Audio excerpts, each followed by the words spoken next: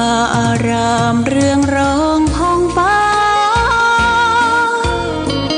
สืบสานนานมาล้านนาแดนไทย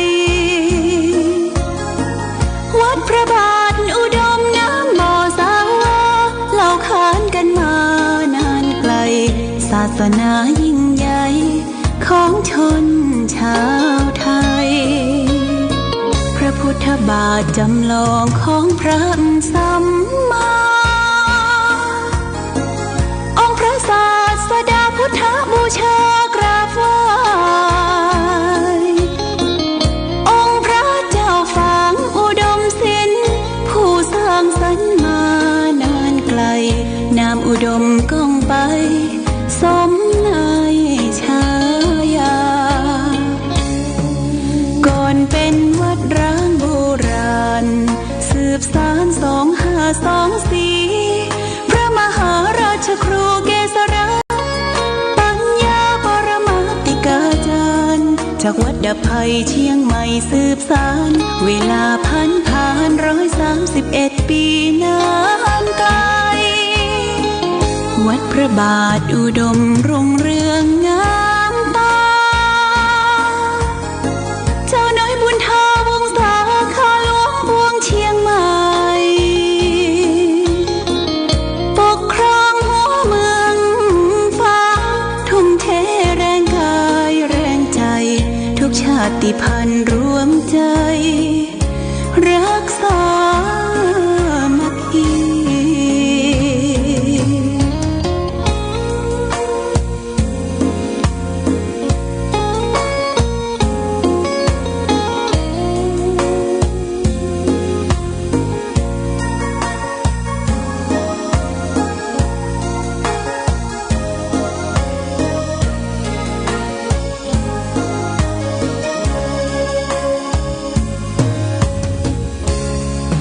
ก่อนเป็นวัดร้างโบราณสืบสาน2524พระมหาราชครูเกษราปัญญาปรมาติกาจารย์จากวัดดับภัยเชียงใหม่สืบสานเวลาผ่าน131 ปีนานไกลวัดพระบาทอุดมรุ่งเรืองงามตาเจ้าน้อยบุญทาวงศาข้าหลวงพวงเชียงใหม่ปกครองหัวเมืองฟ้า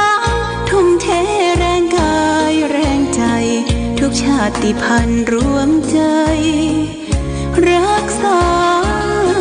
มัคคี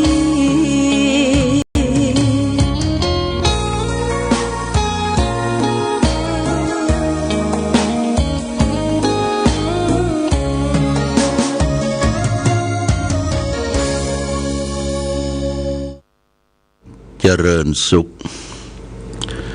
ศรัทธาสาธุชนญาติโยมท่านพุทธบริษัทต่างหลายวันนี้รายการธรรมประทีปส่องต่างก็ได้มาพบปะกับพ่อแม่พี่น้องศรัทธาสาธุชนญาติโยมแห่งครั้งหนึ่งวันนี้เป็นวันเสาร์ที่7เดือนกุมภาพันธ์พุทธศักราช2569ซึ่งตรงกับเดือน3ใต้เดือน5เหนือแรม5ค่ำวันนี้อากาศท้องถิ่นก็บ่เหน็บบ่หนาวบ่ร้อนแต่ประการใดอากาศดีตื่นเจ้าขึ้นมาได้ยินเสียงนกเสียงกาได้ยินเสียงไก่ขันนี่ญาติโยมไก่ขันนี่บ่ล่ำได้ยินตั้งบ้านตั้งจองเพราะเปิ้นบ่ให้เลี้ยงกันแต่ทางวัดนี่ก็อยากจะให้มีเสียงไก่ขันก็ได้ทำกรงไก่ไว้ใกล้กุฏิมีไก่แจ้ไก่ที่เอามาเลี้ยงไว้มันก็แพร่พันธุ์ออกไปมีประมาณ10 กว่าตัว ไก่จะขันอยู่3 เวลาญาติโยมไก่ขัน3 เวลาตอนเจ้ากลางวันและกลางคืนเที่ยงคืนเนี่ยมันจะขันบอกเวลาแต่ก่อนเขาถือว่าไก่ขันเนี่ยเป็นการเริ่มต้นอย่างตอนเจ้าไก่ขันเลยไก่จะแจ้งนี่ก็เริ่มต้นจะไปทำการทำงานตื่นนอนปึกผ้าออกหัวปึกผ้าออกตัวก็ออกทำการทำงานนะเพราะการงานคือหน้าที่คือการงานของทุกคนที่จะต้องทำพอไก่ขันนะก็ได้ยินเสียงเจ้าเจ้าจากไก่แล้วก็นกเขานกเอียงนกอย่างกระตือนนอนกันเสาะว่าหากินกันนกหนูกาไก่เป็นการทำหน้าที่ของแต่ละสัตว์ชนิดที่จะต้องเสาะแสวงหาเลี้ยงชีพอัตภาพคนเฮาก็เหมือนกับนกหนูกาไก่ญาติโยมจะอยู่บ่เสาะบ่ดิ้นบ่รนคนควายเนี่ยบ่ได้นะบ่ได้ยิ่งในปัจจุบันเนี่ยการใช้จ่ายเงินทองปัจจัยต่างๆมันมาจิปาถะเรื่องน้ำเรื่องไฟเรื่องภาษีสังคมภาษีอย่างต่างๆทำบุญกันมันจะต้องมีการใช้จ่ายเงินทองและจะใช้จ่ายเงินทองได้ก็อาศัยต้องทำงานงานคือเงินคืองานบันดาลสุขถ้าบ่มีการมีงานนี่มันก็เงินทองก็บ่มีการงานทุกอย่างนั้นที่จะได้สตางค์ทางซื่อสัตย์สุจริตเนี่ยบ่ควรละเว้นญาติโยมนะบ่ควรละเว้นก็ทำกันไปเท่าที่จะทำได้เท่าที่เขามีโอกาสและเวลาที่จะทำนี่บางท่านบางคนก็แก่ตัวมาทำอย่างบ่ได้ก็อาศัยใจของเก่าของเก่าเดิมแต่ก่อนที่เขามีนี่เขาก็เก็บสะสมไว้เมื่อหนุ่มเมื่อกำเช่นปัจจัยเงินทองก็เอาไปฝากไว้ในธนาคารเบิกมาใจเป็นเตื้อเบิ่งใจเป็นเตื้อ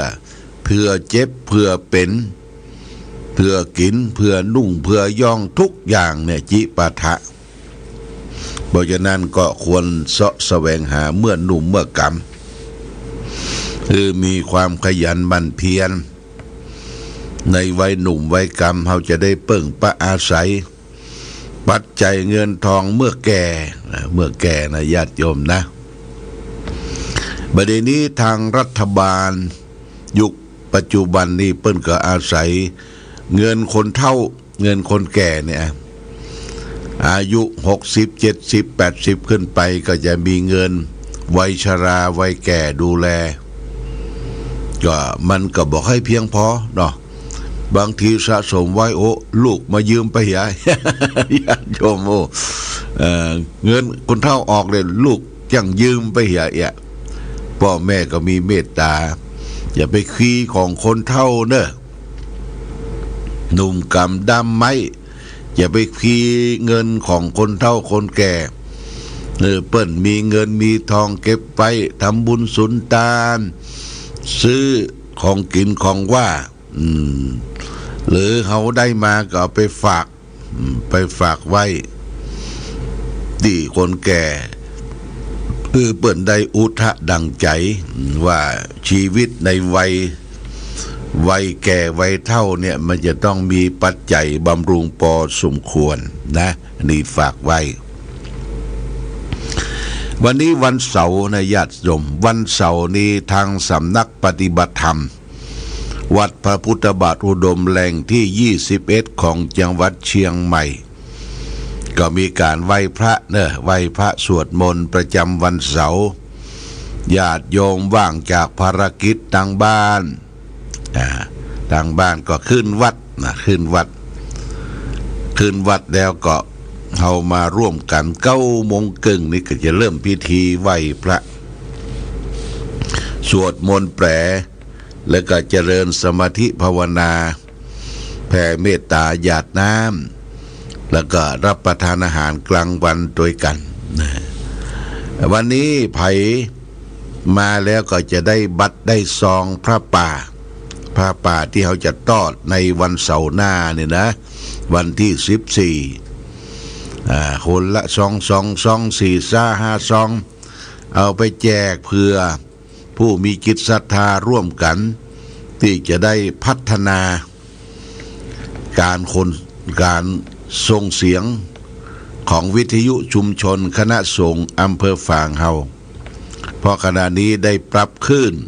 ได้ซื้อเครื่องใหม่ได้ต่อเสาเดิมขึ้นและเสียงชัดเจนขึ้น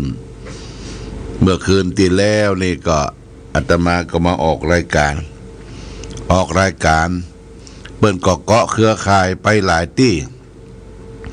เวียงป่าเป้าแม่น้องทองคำโทรศัพท์ว่าโอ้ได้ยินชัดหลวงป่อเนี่ยตังจอมตองสันปะตองตังละปูน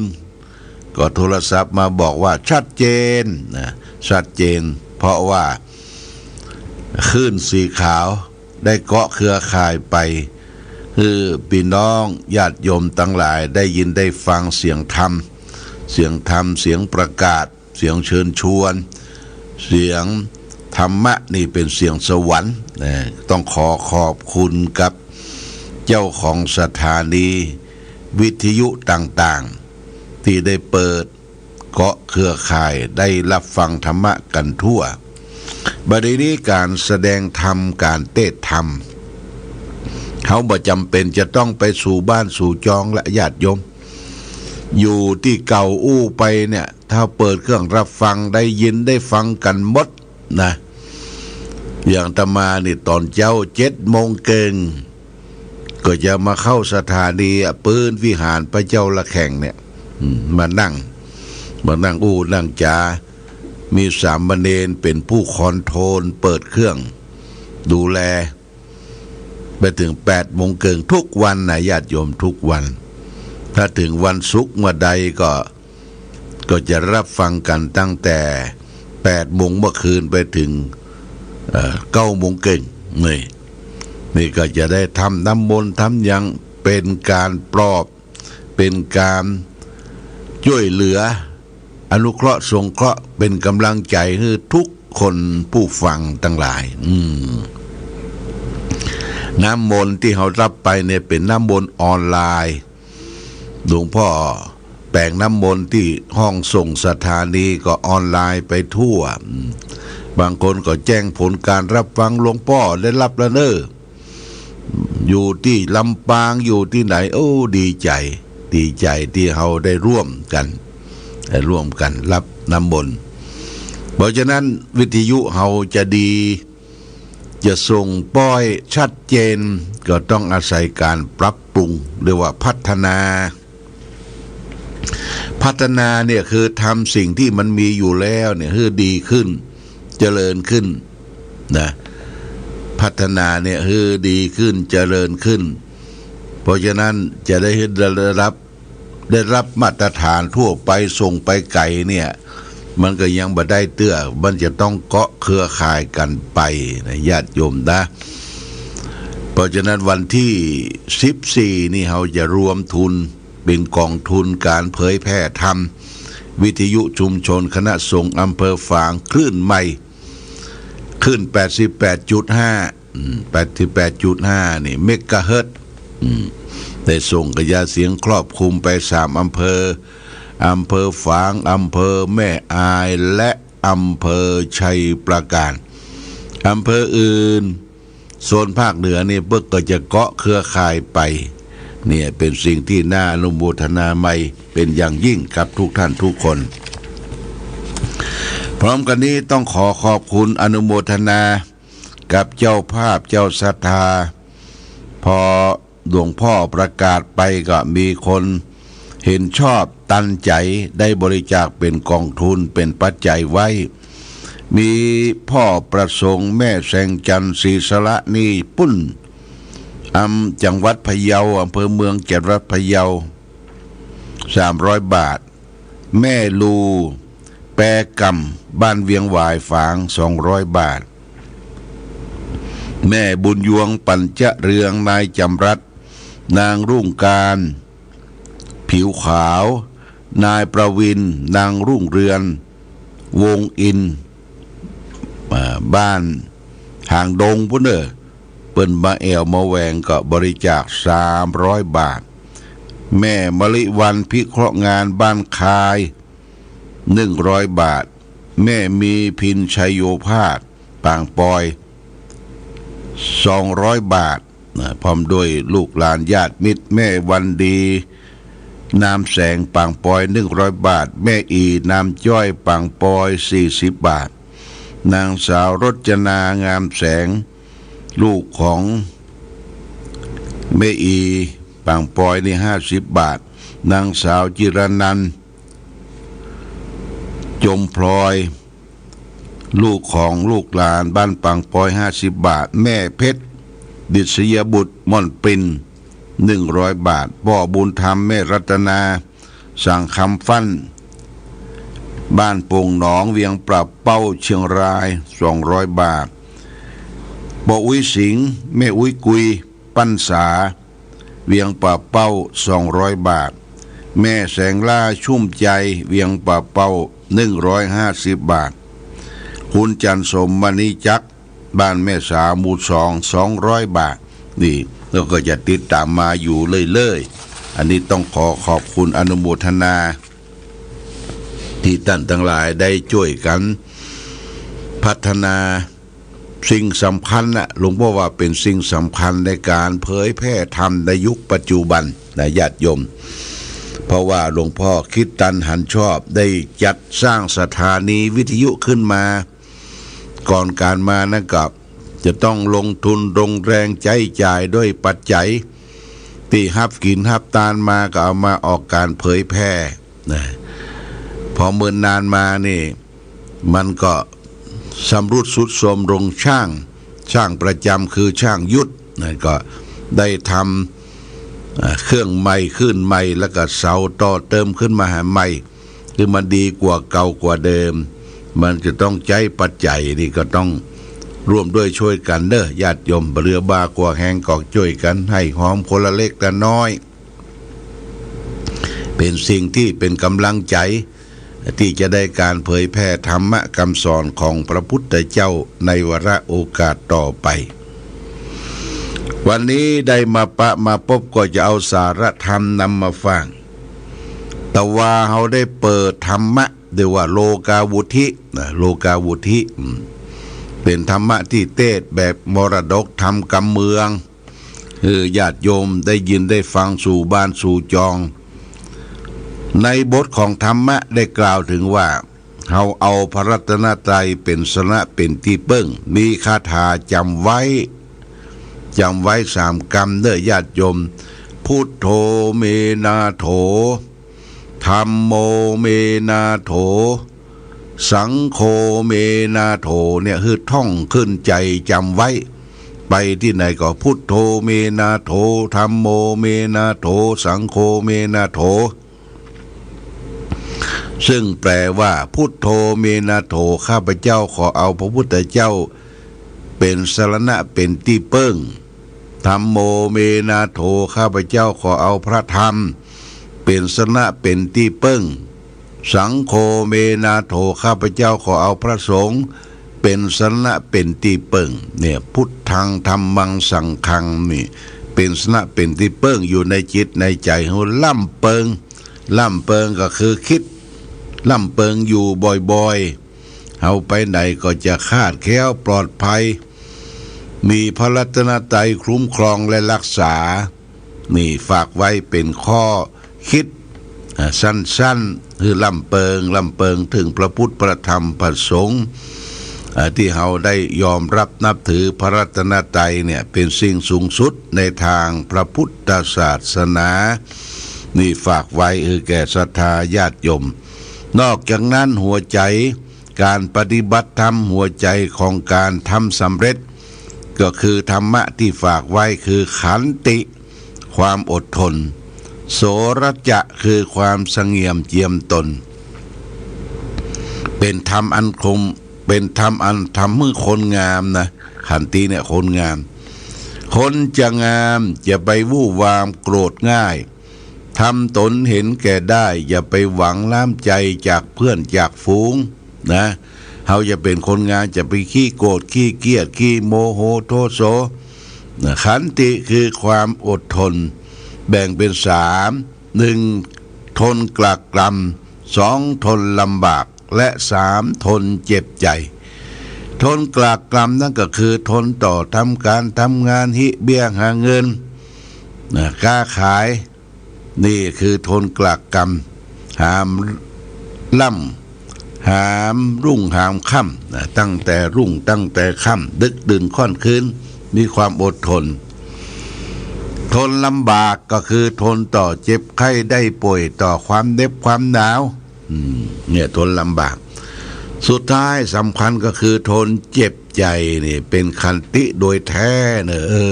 ทนเจ็บใจเนี่ยไปว่าสิทธิ์ว่ากายติชินนันทาเล่าน่าจะควรให้อดทนกำลมกำปากเนี่ยญาติโยมจะมาถือเป็นคติสร้างความทุกข์ในจิตในใจเบาละเขาจะว่ายังจังเขานะตัวเราก็รู้ตัวเราดีนี่สำคัญอันลมปากคำนินทาทาเลเหมือนเทน้ำไม่ชอกช้ำเหมือนเอามีดมากรีดหินแม้แต่องค์พระปฏิมายังราคินมนุษย์เดินดินหรือจะสิ้นคนนินทาญาติโยมทุกคนนะมันจะถูกคำนินทาเขาอยู่ดีๆเขาก็ว่าชิดว่ากายว่าร้ายเขาจะต้องอดทนเบือนกับเอามีดมากรีดหิน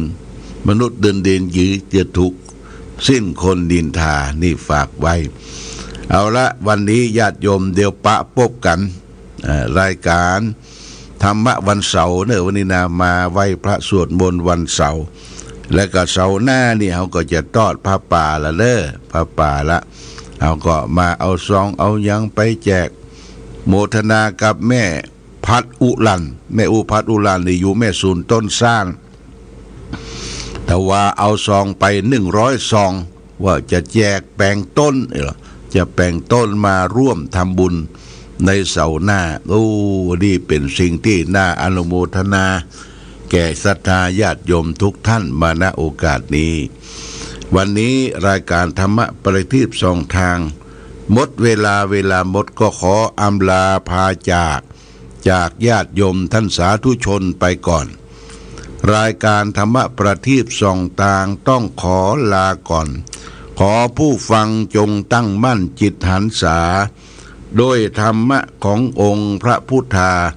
ได้นำพาให้เกิดความสุขสงบเย็นขอเจริญพร